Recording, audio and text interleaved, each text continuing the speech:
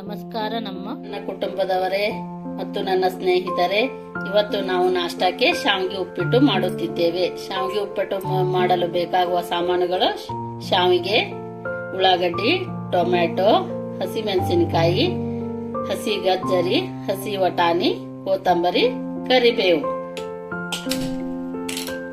Gas ಮೇಲೆ ಬಾಣಲೆ ಇಟ್ಟುಕೊಂಡು ಶಾವಿಗೆಯನ್ನು ಚೆನ್ನಾಗಿ ಕೆಂಪು ಬಣ್ಣ ಬರುವವರೆಗೆ ಎಣ್ಣೆ ಅಥವಾ ತುಪ್ಪ ಹಾಕಿ ಹುರಿದುಕೊಳ್ಳಬೇಕು.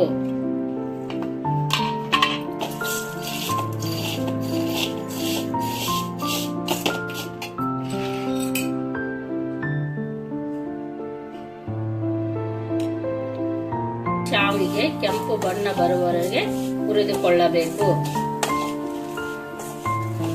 ಚೆನ್ನಾಗಿ ಹುರಿದುಕೊಂಡರೆ ಶಾವಿಗೆ ಉಪ್ಪಿಟ್ಟು ಚೆನ್ನಾಗಿ ಆಗುತ್ತದೆ.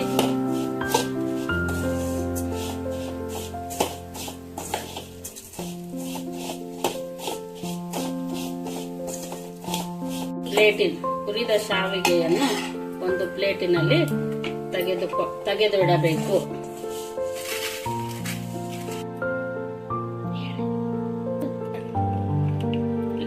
ಈಗ ಶಾವಿಗೆ ಉಪ್ಪಿಟ್ಟಿಗೆ ಒಗ್ಗರಣೆ ಮಾಡಿಕೊಳ್ಳಬೇಕು. ಒಗ್ಗರಣೆಗೆ 2 ಚಮಚ ಎಣ್ಣೆ,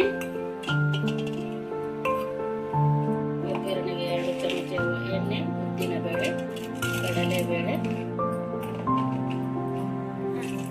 ಕೆಂಪು ಬಣ್ಣ ಬರುವವರೆಗೆ ಹುರಿದುಕೊಳ್ಳಬೇಕು.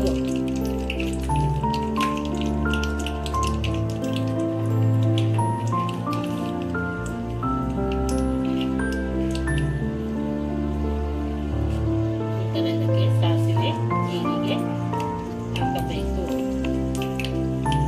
ಸಾಸಿವೆ ಜೀರಿಗೆ ಚಟಪಟ ಆದ ನಂತರ ಈರುಳ್ಳಿ,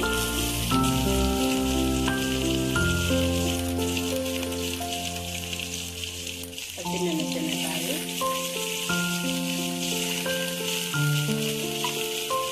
ಗಜ್ಜರಿ, ಹಸಿ ವಟಾಣಿಯನ್ನು ಒಗ್ಗರಣೆಗೆ ಸೇರಿಸಿಕೊಳ್ಳಬೇಕು. ಈರುಳ್ಳಿ ಚೆನ್ನಾಗಿ ಹುರಿದ ನಂತರ